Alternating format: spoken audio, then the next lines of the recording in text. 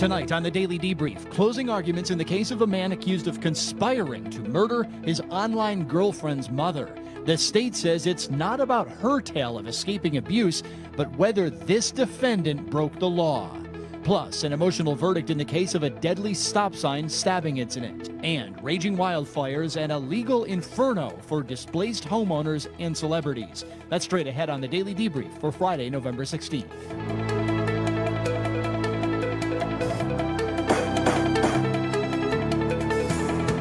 And good evening, everybody. Welcome to the Daily Debrief. Jurors are deliberating the case of a man accused of conspiring with his online girlfriend to murder the girlfriend's mother. Godejohn is facing first-degree murder charges after he confessed to that Springfield, Missouri stabbing. Prosecutors say he traveled to their state from Wisconsin to commit the crime. Under Missouri law, prosecutors needed to prove Godejohn knowingly committed the crime after a period of deliberation or thought. Here, the defendant basically confessed to both. The defense raised Godejohn's autism diagnosis in its case in chief. The victim in this case was Gypsy Blanchard. She went by the nickname Dee Dee. Her daughter, Gypsy Blanchard, on the left there, was dating the defendant. Gypsy was in on the crime and pleaded guilty to second-degree murder. She's serving a 10-year sentence. Prosecutors went light on her because her mother had abused her for years by subjecting her to unnecessary medical treatments. Gypsy Blanchard took the stand there and played a key role in her boyfriend's trial. It's a complicated case with a battle of experts and extraordinary testimony from co-defendant Gypsy Blanchard herself. Let's begin with this afternoon's closing arguments. The prosecution immediately attacked Gypsy Blanchard's relevance to whether the defendant is guilty under the letter of the law. She does have this narrative that many of you may have anticipated would be really a part of the trial, and it is. And she does have a story about her childhood and about how her relationship with her mom and how her mom abused her. But if we're not careful, there can be a tendency to let Gypsy's narrative overshadow what we're really here to decide. Because all along, flying under the radar, coolly, deliberately, was the defendant, Godejohn. And while you're considering the evidence, Gypsy is absolutely a part of the facts. But when it comes to your legal determination of the defendant's guilt, which you were given in instruction number 6, she's not. And because she has such a presence, because she has such a story, when you look at how simple murder in the first degree is, it appears as though something's missing. Folks, the state only needs to prove that the defendant knowingly caused the victim's death after a period of deliberation. The prosecution reminded jurors this trial was not about Gypsy Blanchard, but rather the defendant and, again, the strict letter of the law. All that matters is what the defendant did on June 10th of 2015. And absolutely, you heard as part of the facts that Gypsy did have a role. She was the one to ask the defendant to kill her mom. But we have to be careful and separate out what is collaboration versus manipulation. Because there could be this sense that because Gypsy was the one that asked the defendant, somehow she manipulated the defendant into killing her mom. Let's think about that for a minute. Think about manipulation. It requires some kind of deception. I want to steal a car, so I tell you, hey, see that car over there? The owner said I could have it. It's okay. Could you just go get it for me? That's manipulation, because we're deceiving. Versus, hey, that car over there, I want to steal it. Do you want to do it for me? That's not manipulation. She asked him, but he said yes. And if you think about it, in a way, Gypsy asked in the least manipulative way because she didn't lie at all. She put it all out there. Defense. Legally, their argument is easy to understand, but will the jury buy it? Nicholas Godejohn is not guilty of first-degree murder simply because he didn't have the ability to deliberate. And it's not as simple as the prosecutor just told you. It's a very complex process. And I'm going to talk about all the things I want you to consider in deciding whether he did in fact deliberate. And I believe when you hear all of what we all have to say, and you think about all of the evidence, you will come to that conclusion. He did not deliberate. Now, let's get one thing straight. Who wanted Claudine Blanchard dead? Who? Gypsy did. Gypsy wanted Claudine Blanchard dead. And but for that simple fact, we're not here, are we? So the defense is doing two things. First, they're trying to knock out one of the legal elements the state needs to prove. Second, they're blaming the co-defendant. Both tactics are very common. Gypsy's focus during this entire process was getting out of that home. That's all she ever thought about. What was Nicholas's focus during that entire time? Gypsy.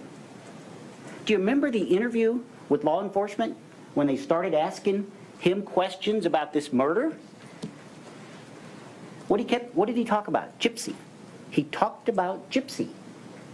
This whole thing comes back to Gypsy's determination to do whatever it took, plan A, plan B, plan C, to do whatever it took to get out of that home. And we can understand that. We can absolutely understand that. She wanted out of that home so bad that she would kill her mother. And let's also not forget why she didn't kill her mother. By that I mean personally. Why didn't she kill her mother? Because she couldn't do it. Okay, folks, criminal defense attorney Yosha Gunasekera is here with us tonight for some analysis on the case. Yosha, your analysis of those closing arguments. I thought the prosecution did an absolutely fantastic job. They took the jurors step by step through their analysis, and I don't think anyone can conclude that this murder wasn't premeditated. Unfortunately, I don't think the defense has much to say, and I think that their closing reflected that. They were using strange analogies to keep saying that there was no premeditation, and I just think that they had a lot of issues, but I thought the prosecution did a fantastic job. I agree. I think the evidence is otherwise. The evidence, including the evidence from the co-defendant, the girlfriend, is that this defendant was in on the planning, and there are conversations to prove that. I also think the prosecutor had an easy, credible style. His analogies were great. He was able to mold the law to the facts in a way everyone could understand. I think it was a great closing. I agree. He did a great job, but of course he had a lot on his side. He had a lot of factors that he could point to that there was premeditation. There was the text messages, the fact that he traveled across several states to get to Gypsy, all the conversations, the interviews. They had a lot to work with. So while I think the prosecutor did a great job, he was in a lot better position than I think the defense. Oh, certainly. Okay, folks, the final witnesses in this case were experts on autism. Here are the conclusions of a doctor hired by the defense. To a reasonable degree of psychological certainty, what did you diagnose Mr. Godejohn with? Autism spectrum disorder, level 2. Anything else that you added to that? No. Anything about support? Requiring substantial support with accompanying intellectual impairment. And was that part of your diagnosis? Yes. What does that mean, requiring substantial support with accompanying intellectual impairment? It's a specifier in the DSM-5. It means that he requires substantial support in order to be able to function adequately.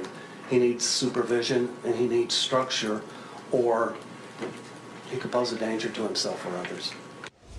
Okay, here is another doctor presented by the prosecution. This doctor diagnosed the defendant with a less severe type of autism than the defense doctor. Is executive function impaired in autism? Oftentimes, but not necessarily always. An executive function is planning and reasoning?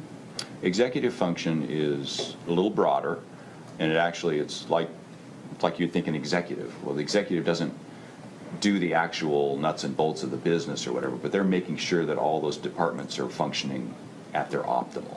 So they organize everything else, and that's the way it is in the brain. Executive functioning organizes and integrates the other cognitive functions. So it includes abstract reasoning, judgment, problem solving, mental flexibility, and then these can all be divided into a language-based and non-language-based type of skills. Also impulse control.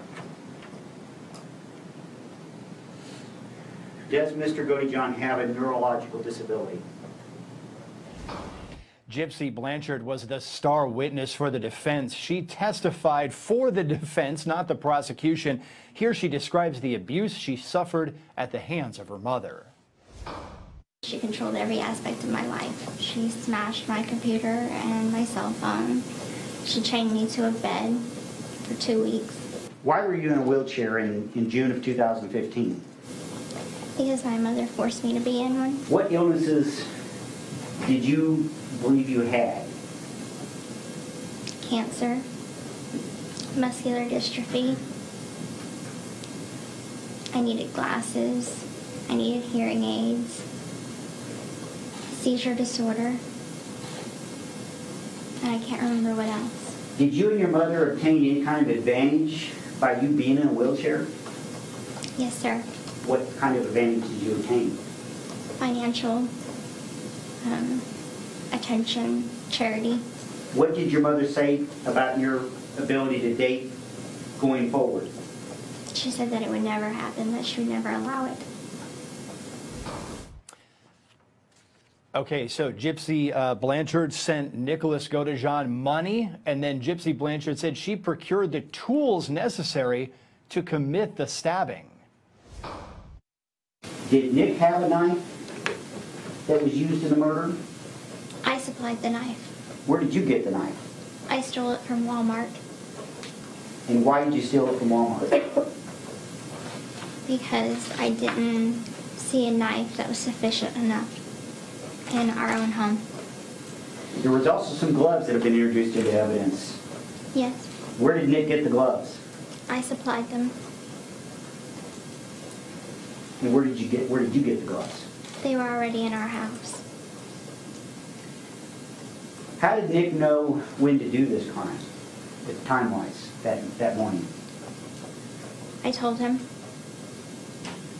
Who planned this murder? I did. Did Nick do any of the planning in this murder?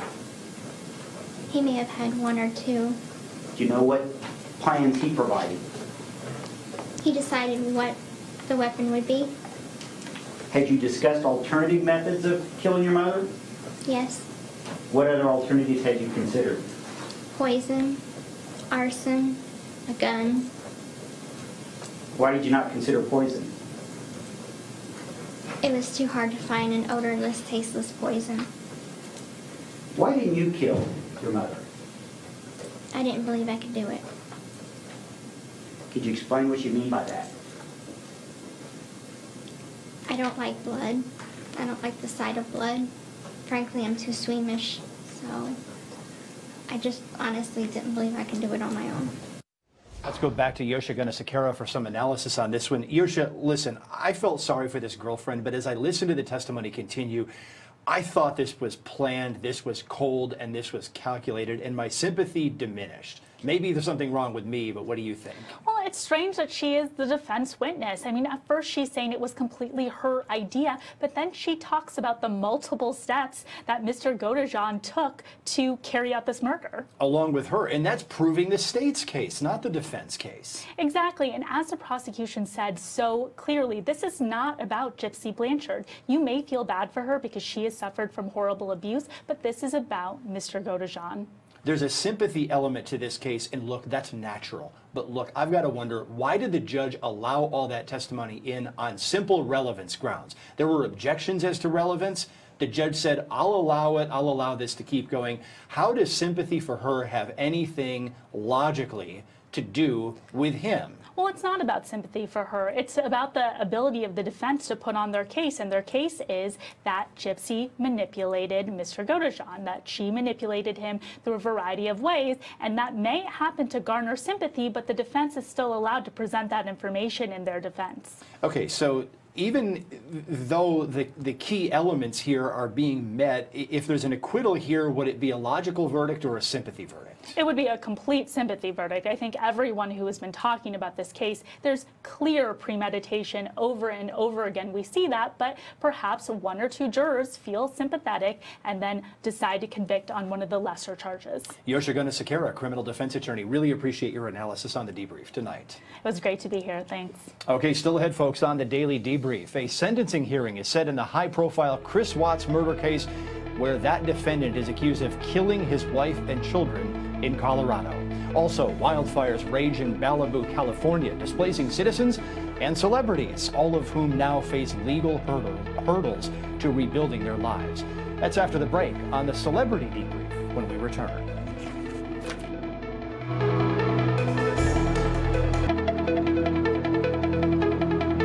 Welcome back to the Debrief, folks. A sentencing hearing is scheduled Monday in the high-profile Chris Watts murder case in Colorado. Watts pleaded guilty to murdering his wife, his two children, and causing the death of his unborn child.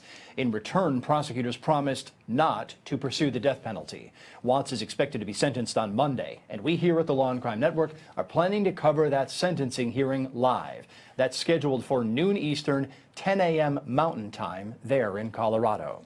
The Daily Debrief has learned that the judge in the case has allowed the parents of Chris Watts to speak at his hearing. It's going to be interesting to hear what they have to say, because they've written this to the judge. They've said their son has been coerced into confessing, has no other options other than a plea, has been denied his constitutional rights, and that a new attorney should be able to speak to their son. A verdict came yesterday evening in a Florida manslaughter trial we've been covering for quite a while here on the Debrief. Armando Baptista was the second defendant tried after a deadly fight broke out when two cars pulled up to a stop sign. The fight may have spilled over from a party where everyone involved was gathered that evening. A victim known as Mohammed Knight lost his life. Here is the jury's decision. We, the jury, find as follows as to the defendant in this case. The defendant is not guilty. You find the defendant guilty of the crime and marijuana listed above, he must answer. The jury appeared to believe the defendant's claim that the stabbing was self-defense. The jury appeared not to credit the victim's girlfriend, who testified that the defendant was the attacker. Of course, hugs in the courtroom for the attorneys, the family, and the defendant walked out a free man. Time now for the Celebrity Debrief with guest Jill Stanley. She tracks the legal predicaments of the people we love to hate or hate to love. Jill, we're sorry to hear that you and many others are dealing with the evacuations in California due to the wildfires there. Yeah, it's a pretty devastating situation out here in Malibu. Okay, some celebrities' homes have been destroyed, I understand, as well as the common folk, I guess. Yes, some of the common folk are my neighbors. I am a Malibu resident. Luckily, I am spending time now in Venice as I've been evacuated from my home in Malibu. But I am joining the likes of Miley Cyrus and Liam Hemsworth and Gerard Butler and Neil Young, and it's a pretty shocking experience. We have been out of our homes for over a week now, a week actually today, and those names that I just mentioned, they will not be returning to their homes because their homes are gone. Oh, wow. I mean, the question now turns to insurance for a lot of people. So what do people need to know to get back on their feet? So the most important thing that people need to know is to make sure that they actually have the coverage that they thought they had. Many people, when we buy insurance, we're really not thinking about actual loss. We're thinking about how we might be able to save money but still cover what we need to. When things are calm, we don't really realize what kind of tragedy will strike us. So in this type of situation, you want to make sure that you had coverage for it. And it's too late for anyone who didn't have the coverage, but you want to make sure you have replacement cost coverage, which means you can rebuild your home. You want to make sure that you have temporary housing coverage, meaning if your house is gone or damaged and uninhabitable, you can go rent somewhere else. And it could be years for these houses to be rebuilt. And then you also want to make sure you have personal property coverage, because the property inside the home, artwork, jewelry, dishes, towels, think about all the little things that make up your daily life. That stuff is gone for most people. Yeah. I mean, just the video is phenomenal whenever I see these things. And look, in this mix as well are insurance adjusters and worries about price gouging and scammers. Yeah, and actually you might recall, because you're in New York, but when there was Hurricane Sandy, price gouging was rampant. In fact, the New York Attorney General's office went after price gougers, gas stations who were double charging, hotels who were double and triple charging. And actually yesterday I was in Beverly Hills. This is kind of an only in California conversation, but I was in a hair salon in Beverly Hills, and I was speaking with a casting director who has also been evacuated from her home in Malibu. Her rent is $7,000 a month, which is ridiculous for the small home that she does rent. But the rent was raised for December, doubled. You know, lots of issues about price gouging. I'm sure the Attorney General there will look into those things as well. We've got a little bit of time left here. Let's talk about the legal woes of rap artist Tekashi 69, I think I said that properly, shots fired at a recent video shoot with Kanye West. And that's not all. So, Jill, if you were advising this guy, what would you be telling him? So, first of all, you're so close on his name, but there is a little discussion about what the proper pronunciation is. According to the rapper himself, it's Tekashi 69. Okay. So, you know that. I needed to put a hyphen in it in my script. Sorry. Yeah. Well, you know, it's not spelled the way everyone thinks it's spelled. So the younger generation kind of knows it's Tekashi 69. And, you know, I have a little bit of empathy for this guy, even though he has really had so many run-ins with the law. He is trying to live the straight and narrow. He has said he's trying to live the straight and narrow. He himself has been a victim of some crimes, but he definitely finds himself some trouble. And the big trouble, of course, was last week when he was doing a video shoot. It was actually the night before the fires started. It was Thursday in Beverly Hills.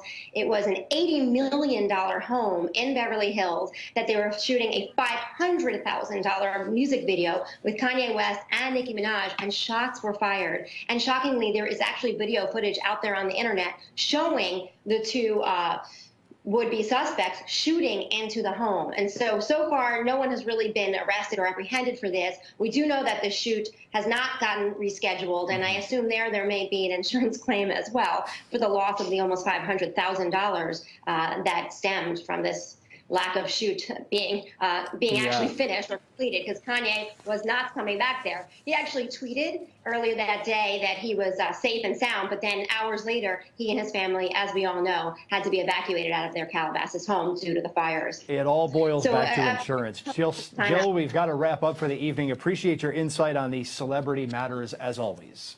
Yes, and now you know Tekashi 69 at your party tonight. Okay. You can all right. you know that. That's all the time we've got for today on The Debrief. We'll see you again, Jill, and we'll see you next week, folks.